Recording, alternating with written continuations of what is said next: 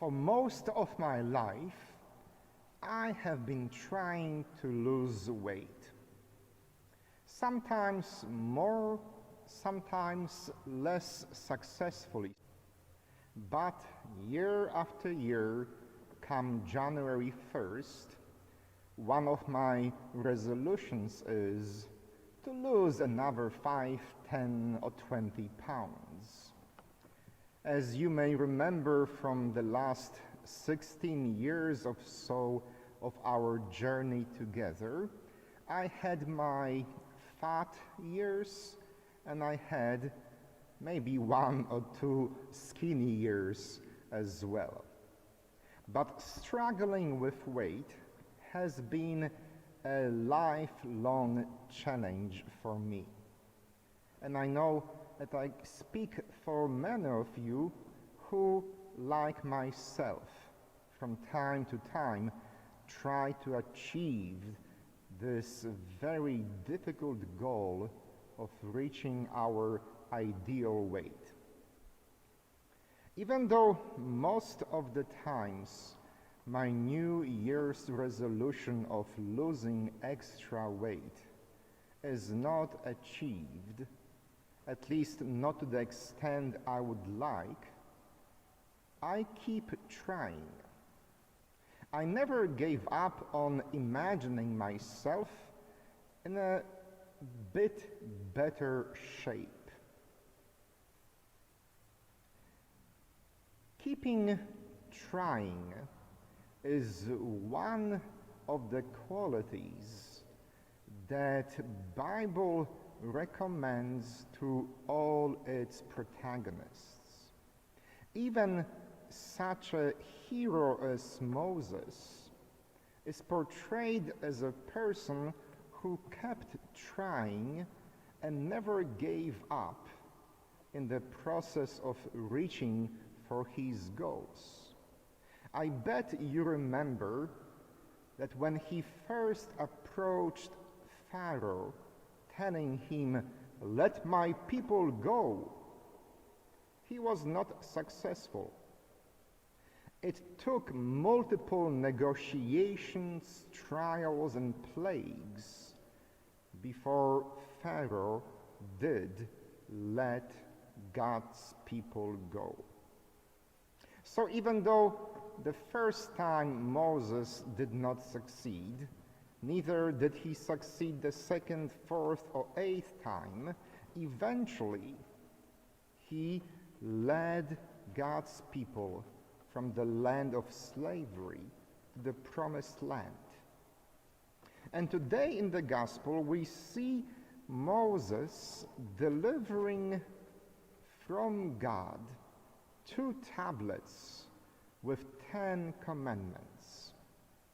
However, one must remember that we do not know for certain what was written on the original 2 tablets, because it took God 2 times to deliver these commandments to God's people.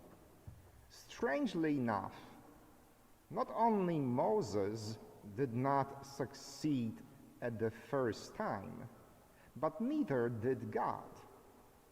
You see, the story goes like that. When the chosen people arrive at the desert, God invited Moses to Mount Sinai for face-to-face conversation. After multiple days spent in God's presence, Moses was traveling down from the mountain with 2 carved tablets containing the commandments that God gave to God's people. Now, the first set of commandments was carved in the stone tablets by God himself. And so as Moses, very proud of his achievement and conversations with God, is approaching the camp of his people, he heard noise and festivities. Wild party was taking place in his absence. He comes closer and he sees his brother Aaron and all his friends dancing around and worshiping a golden and fat carved calf. You see, the people were so tired of waiting for Moses to return from his face-to-face conversations with God that they decided to create their own mini-God, golden idol. So when Moses saw that, he was so upset. He was so disappointed with his own brother and friends, then he dropped the stone tablets on the ground and they broke into countless pieces. Hence, we don't really know for sure what these original commandments were. But when Moses went back to the top of the mountain, and when he begged God to try one more time, this time Moses himself had to carve 2 stone tablets. And these 10 commandments we know. Not surprisingly, one of the 10 commandments reads thus: "You shall not carve idols for yourselves in the shape of anything in the sky above or on the earth below." You see why this commandment is listed in the 2nd edition of the commandments? Because that's exactly what they did. They created for themselves their own mini version of God. They created a golden carved idol. But God did not give up on the people. Even though God, like Moses, was certainly disappointed, God tried again and again and again.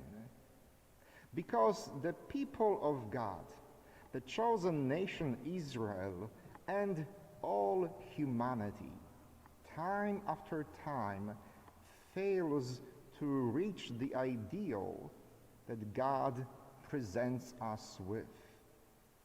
And so after Moses, God would continue to send God's messengers, prophets, and other leaders to remind us that we should not give up on ourselves, because God is not giving up on us. Someone said that the major difference between the people who succeed and those who fail is that the ones who fail stopped trying. They stopped trying. Success, financial or otherwise, is achieved by the people who do not stop trying once they fail. Success in spiritual life, in marital life, in education, in singing, in preaching, in doing anything in life, yes, even in losing weight, is only possible for those who do not give up trying. So whatever it is you are trying to achieve, whatever goals you set up for yourself, be fully aware that you may not achieve them at the first attempt. After all, even God had to try twice delivering the commandments to God's people. If it is okay for God to try more than once, we too should never give up trying.